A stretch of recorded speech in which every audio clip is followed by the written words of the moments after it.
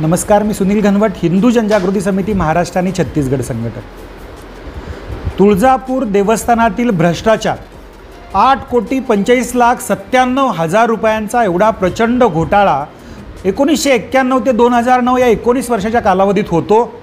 याच्यामध्ये 120 किलो सोनं, 480 किलो चांदी, 272 एकर जमिनीचा घोटाळा। 2015ला संभाजीनगर खंडपीठामध्ये याचिका दाखल हिंदू जनजागृती समितीच्या वतीने आपण केली। कारण असं की 19 वर्षाच्या कालावधीत एवढा प्रचंड घोटाळा होऊन सुद्धा संबंधित अधिकाऱ्यांवरती कारवाई नाही। यानंतर रस्त्यावरती आंदोलनं असतील, निवेदनं असतील, संविधानिक मार्गाने विरोध असेल, या सगळ्या गोष्टी झाल्या। न्यायालयामध्ये पुन्हा एकदा संबंधित लोकांवर कारवाई होत नाही म्हणून 2017ला याचिका करावी लागली।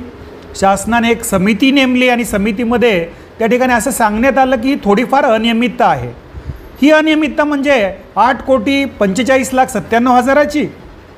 या सगळ्या गोष्टी कुठंतरी धक्कादायक आहेत आणि म्हणून उच्च न्यायालयामध्ये गेल्यानंतर उच्च न्यायालयाने पुन्हा या संदर्भातला निर्णय दिला आहे की या बाबतीत 9 ठेकेदार असतील, लिलावधारक असतील, 5 तहसीलदार असतील, 1 लेखाधिकारी असेल आणि 1 धार्मिक अधिकारी असेल, अशा 16 जणांवरती दोषी ठरवून तत्काळ कारवाई करण्याचे आदेश दिलेत। परंतु अद्यापर्यंत ही कारवाई झालेली नाही आहे। ही कारवाई जर झाली नाही तर अवमान याचिका आम्ही या ठिकाणी दाखल करणार आहोत। त्यामुळे आम्हाला या ठिकाणी सांगायचं आहे की संबंधित अधिकाऱ्यांवरती तत्काळ गुन्हे दाखल झाले पाहिजेत। ही मागणी हिंदू जनजागृती समिती, महाराष्ट्र मंदिर महासंघ, पुजारी मंडळ असेल आणि त्याचबरोबर हिंदू विधिज्ञ परिषद सर्वांच्या वतीने आम्ही या ठिकाणी आज केलेली आहे।